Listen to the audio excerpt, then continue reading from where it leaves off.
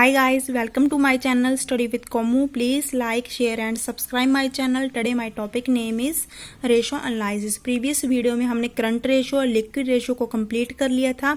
आज हम करने जा रहे हैं एब्सोल्यूट लिक्विड रेशो। अगर आपने हमारी प्रीवियस वीडियो नहीं देखी है तो आप प्लेलिस्ट में जाकर उसको देख सकते हैं। तो अब हम कर रहे हैं absolute liquid ratio. Absolute liquid ratio को cash ratio, super acid test ratio और सुपर क्विक रेशो के नाम से भी जाना जाता है। एब्सोल्यूट लिक्विड एसिड को जब हम करंट लायबिलिटी से डिवाइड कर देते हैं तो हमारे पास एब्सोल्यूट लिक्विड रेशो आ जाती है। एब्सोल्यूट लिक्विड एसिड में cash in hand, cash and bank, marketable security, short term investment आती हैं। इसमें डेटर्स को इंक्लूड नहीं किया जाता।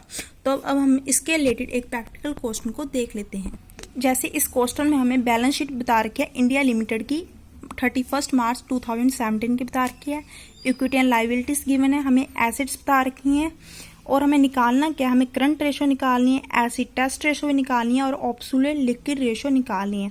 तो फर्स्टली हम निकालेंगे करंट रेशो। तो करंट रेशो का फॉर्मूला क्या था, जब हम करंट एसिड को करंट लायबिलिटी से डिवाइड कर देते तो हमारे पास क्या आती, करंट रेशो आ जाती थी। तो अब हम देखते हैं हमारी करंट एसिड्स कौन कौन सी है। ये हमें यहाँ पे करंट एसिड्स हमें इन्होंने बता रखी है क्वेश्चन में।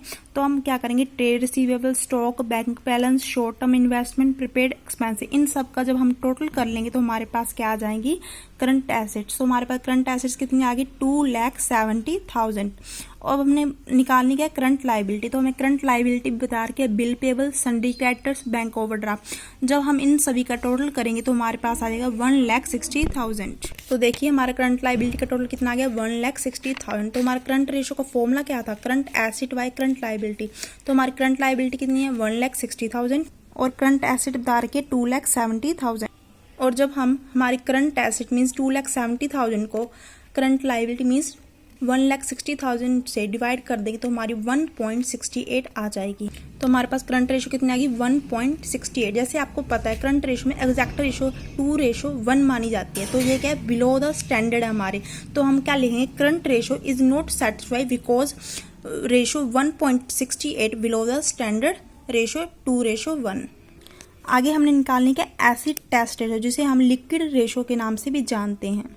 तो हमारा लिक्विड रेशो का फॉर्मूला क्या था, liquid acid by current liability. तो हम लिक्विड एसिड कैसे निकाल लेंगे, जब हम अपने करंट एसिड में से स्टॉक और प्रीपेड एक्सपेंसेस लेस कर देंगे तो हमारे पास लिक्विड एसिड आ जाएंगी। तो करंट रेशो में हमने करंट एसिड तो हमारी निकाली ली थी, कितनी आई थी, 2,70,000। अब हमने स्टॉक लेस करना है तो हमारा स्टॉक दिया हुआ 35,000 और प्रीपेड एक्सपेंसेस दिए हुए हैं 10,000। जब हमने इनको लेस किया तो हमारे पास लिक्विड एसिड आ गई 2,25,000 की और हमने करंट लायबिलिटी निकाल ली थी 1,60,000 की।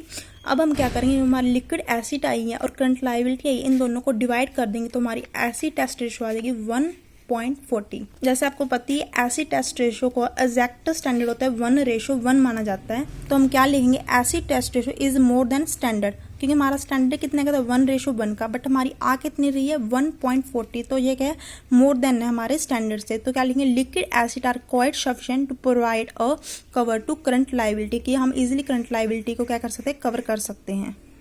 नेक्स्ट हमने निकालनी है एब्सोल्यूट लिक्विड रेशो। तो एब्सोल्यूट लिक्विड रेशो का फॉर्मूला क्या था, absolute liquid acid by current liability. तो मैंने आपको पहले ही कहा था एब्सोल्यूट लिक्विड एसिड में क्या आएगा, cash in hand, cash at bank, bank balance, short term investments, cash etcetera. तो आप यहाँ पे क्वेश्चन में देख सकते हैं, हमें यहाँ पे बैंक बैलेंस दिया हुआ है, शॉर्ट टर्म इन्वेस्टमेंट दी हुई है।